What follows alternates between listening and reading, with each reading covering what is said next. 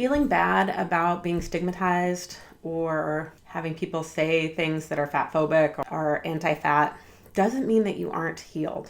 I'm Tiffany North. I'm the author of Enough, Heal Your Relationship with Food and Body Using Attachment Theory. And this is something I see with my clients all the time, where they will perceive that someone is saying something directly to them, or they'll experience somebody talking about fat people or talking about themselves and how they're fat and be hurt by it. Right now, there's a lot of people who are on weight loss medications and losing weight rapidly, and that can often give you a sense of like being othered or excluded, or people wanting to be, move away from being fat. They don't want to be like you, right? And so clients are showing up to sessions hurt and not understanding why, if they've done all of this work around body acceptance and body trust and becoming securely attached with themselves, why they are hurt when someone, acts in a way that shows their anti-fat bias. And my response is always like, it's normal to be hurt by these things. It isn't a sign that you aren't healed or that you aren't evolved or that somehow the work that you've done doesn't count. It's more a sign of being aware of your emotions and seeing the systems of inequality and the harms that are done by these systems, right? It's still going to hurt us.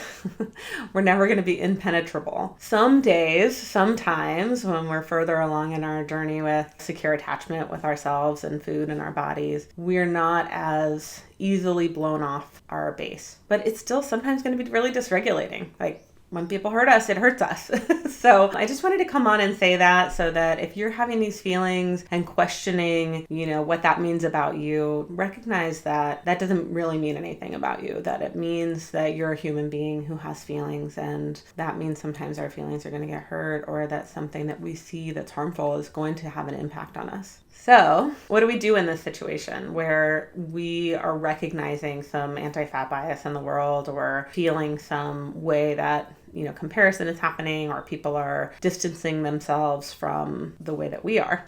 Well, what we do about that is we spend some time trying to regulate our nervous systems. We try to get support, resource ourselves as best we can, work through what are the sensations, what are the feelings in our body, what's our body trying to tell us, and then what are the emotions that are associated with that, right? Like, am I feeling despair? Am I feeling isolated and alone and othered? Am I feeling, angry, sad? Is this grief? And then let ourselves feel those things and talk about them, or write about them, or do some sort of ritual or ceremony, right? Address the feeling. And then recognize there might be an underlying need. Maybe you need more community of fat people who trust their bodies and are accepting themselves as they are. Maybe you need more sort of insulation from, diet culture messages right now. Maybe you need support from someone close to you. Maybe you need professional support, right? Maybe you need therapy or a coach, or someone like me.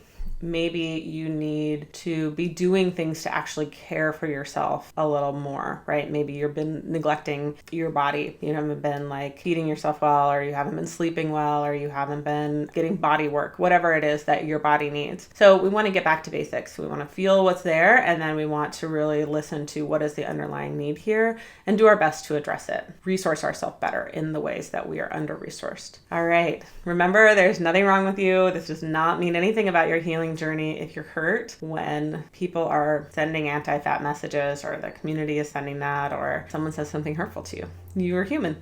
That's all it means. All right. I hope this was helpful. Follow my YouTube channel for more long form videos and these shorts. Be sure to subscribe if you want more information about becoming securely attached with food, your body, and yourself.